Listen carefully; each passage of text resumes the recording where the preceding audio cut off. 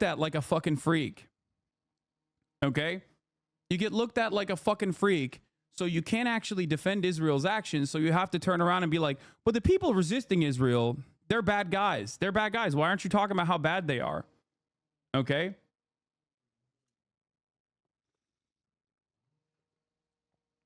Wire Chatter's insane today. They're insane every day. They've been insane for the past 12 months. I think today in particular has probably brought out a new line of crazy, specifically because it's 1 year. It's October 7. So people are trying to desperately bring the conversation back to like how Israel is the victim in its like 12-month genocidal conquest. So I think that's what it is. The goal always is to just like overwhelm and throw out like cynical talking points, bait me into saying something so they can clip it, and then engage in an effort, like in a campaign to try to get me banned. That's it.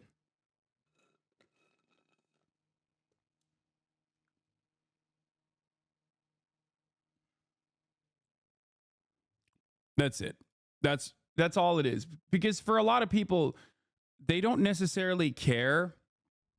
They don't necessarily care about the actual things that are happening in the world. They care about getting revenge on a person that they don't like because they don't agree with them. You know what I mean? That's pretty much what it is. It's super simple, really. It's weird because you are like, wait, how the fuck do you look at a situation like this and immediately go, how do I make this about some fucking Twitch streamer that I don't like? That's a psychotic, sick, almost perverted way to operate. But there are a lot of bored people out there. There are a lot of sad people out there.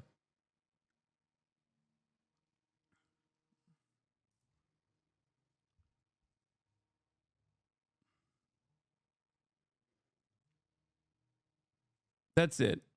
And it gets worse and worse as time goes on, and as more and more people recognize. It gets worse and worse as more people recognize that what Israel is doing is wrong. And I think the harder it gets for them to defend Israel's actions, the more they just like lash out at whoever they can to fucking to basically, you know, get a minor W on.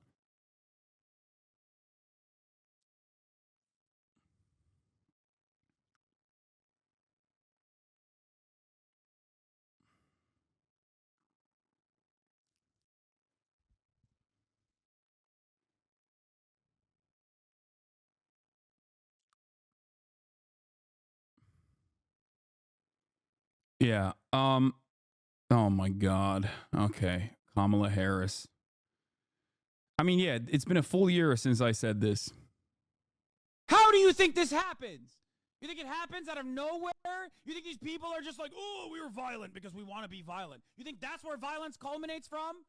Or do you think it's because you have entrapped them, you have bullied them, you have subjugated them, you have humiliated these fucking people? 2 million people live inside of Gaza. They're not even fucking people in the eyes of Israelis. 2 million. The average age is 18 years old. 57% unemployment.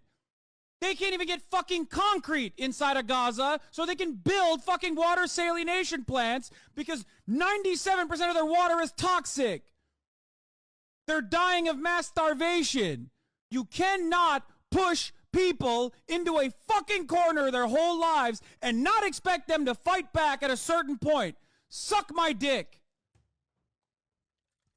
How do you think this happens? Yeah, it's yeah,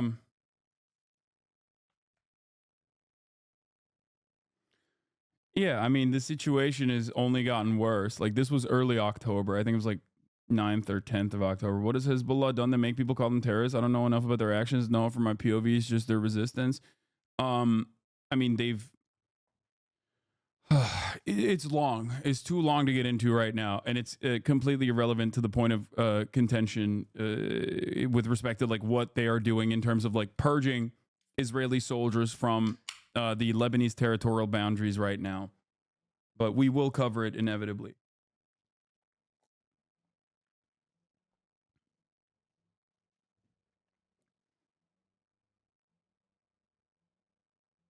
I think I might have triggered Whack Nicholson's "Why I Left the Left" moment, and I don't feel too good about it. What the fuck is Whack Nicholson? I feel like you guys are making up new people sometimes.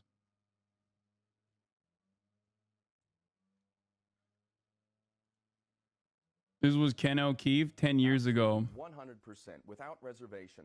I support the right of self-defense without any doubt. I would be involved myself in violent resistance if I were a citizen of Palestine or Iraq or Afghanistan. This perspective is from 2010.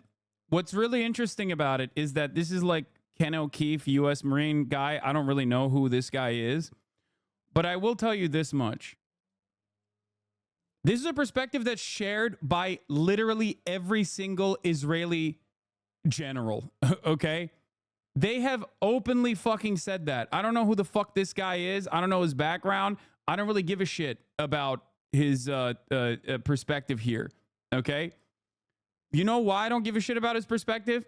Because the idea that you would join a resistance group if you were under those same circumstances is literally shared by Ehud Barak. It is shared by Ben Gurion. Recognize this, okay? Former Shin Bet leaders have said this. I don't need to hear it from some fucking American guy, okay? I don't need to hear it from some American Marine Corps veteran or whatever the fuck. It is an obvious perspective. It is so obvious that every single fucking Israeli former prime minister and general has reiterated it. They have said time and time again, if I was on the other side of that border, I would be fighting. It makes sense. It makes total sense. That's it.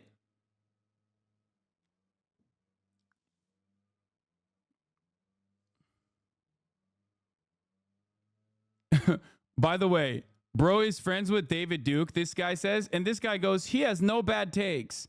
He's actually done a lot for the movement. Okay? You're crazy, okay? I don't know what that fucking guy's deal is, but I don't give a shit what he has to say. I don't care. I don't need to hear from a fucking American, okay, about why they would join the resistance when I understand why people would, okay? And I don't really care about some fucking random guy that I haven't, like, looked into in the background and don't know what his fucking takes are or don't know what his perspective is. I don't need to hear about this guy when people are going to use that and be like, see, this guy is pointing to an anti-Semite or some shit like that. What? I did not leave the left. I have no idea why I would come up. Apologize if that my cyberstalkers are your problem. I don't know what the fuck's going on. Please stop bringing up random shit, okay? You guys are pissing me off. Eyes on the fucking ball here. There's a lot to talk about.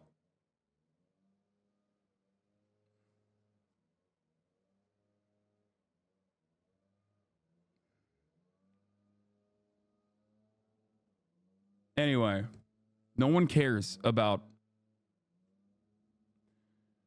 Oh my God, chatters are so abnormal, dude. I want to ban every single fucking person.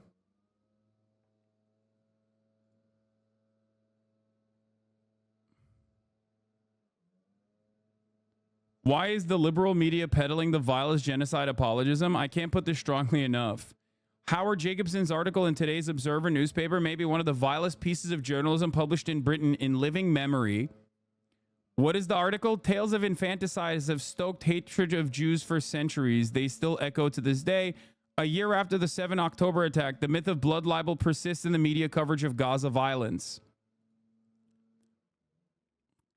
Yeah, Felix had a take on this. Why is the liberal media peddling the vilest genocide apologism?